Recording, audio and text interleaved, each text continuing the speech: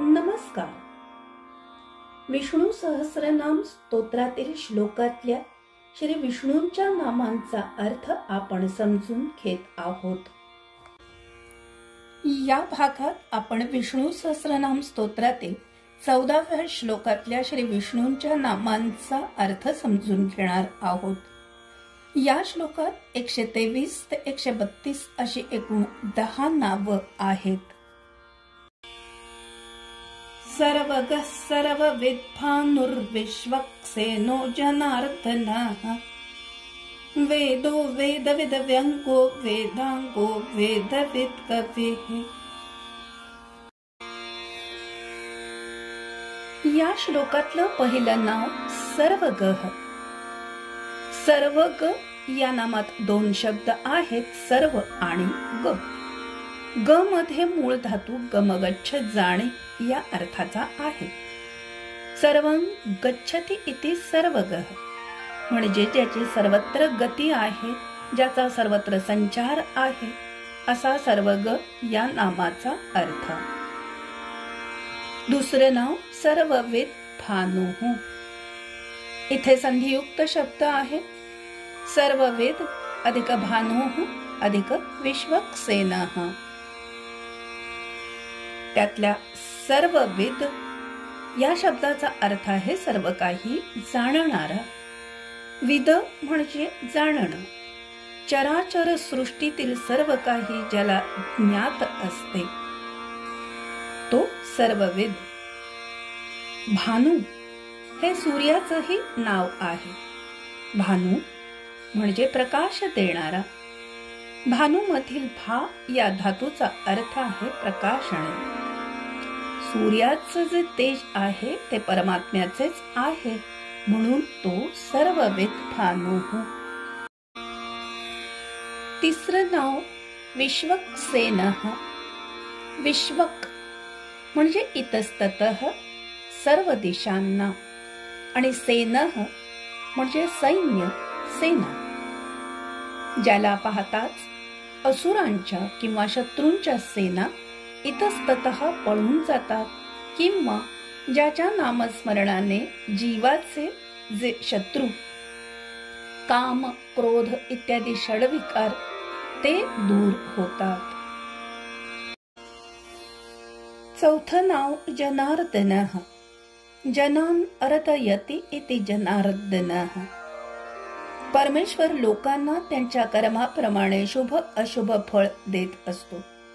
दुष्टांना तो अधोगतीला नेतो, अयोग्य व्यक्तीला शासन करतो, लोकांचं तो नियमन करतो, म्हणून जनार्दन हे नाव.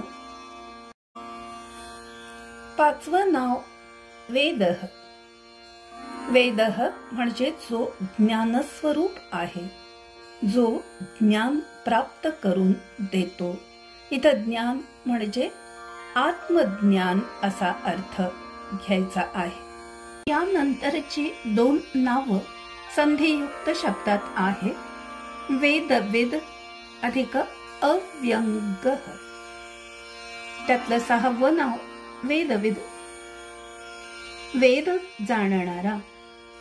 वेदांच्या अर्थाचं यथायोग्य ज्ञान ज्याला आहे असा.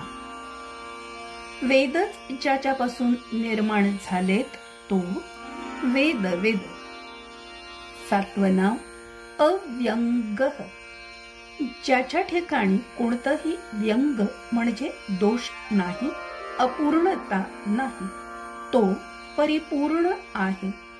उपासनेने निर्मल भक्तीने त्याची अनुभूती घेता येते. 8वं नाव वेदांगः. वेद हे ज्याचे अंग आहेत. 9वं नाव वेदविद. हे नाव याच श्लोकात दुसऱ्यांदा आलं आहे. पहिल्या वेदविदचा अर्थ वेदान वेत्ति इति म्हणजे वेदार्थ जाणतो तो, आणि ह्या वेदविद शब्दाचा अर्थ, वेदविद या नावाचा अर्थ वेदांग विंदती इति म्हणजे जो वेदज्ञान स्वतःमध्ये समावून घेतो तो.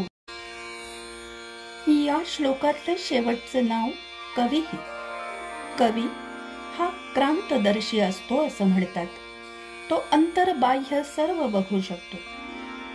कवी कल्पनेतील गोष्टी शब्दबद्ध करतो, तसा परमात्म्याला सृष्टीत घडणाऱ्या गोष्टी, जीवाच्या अंतरंगात उठणारे विचारांचे तरंग दिसतात.